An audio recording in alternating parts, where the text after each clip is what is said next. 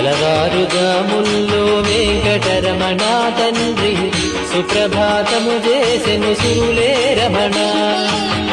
పంచామృతములతో వెంకటరమణ తండ్రి నిత్యాభిషేకములే నిత్యము రమణ. వజ్రమకుటంబుతోను వెంకటరమణ తండ్రి శంకు చక్రధారుడవే తిరుమల రమణ.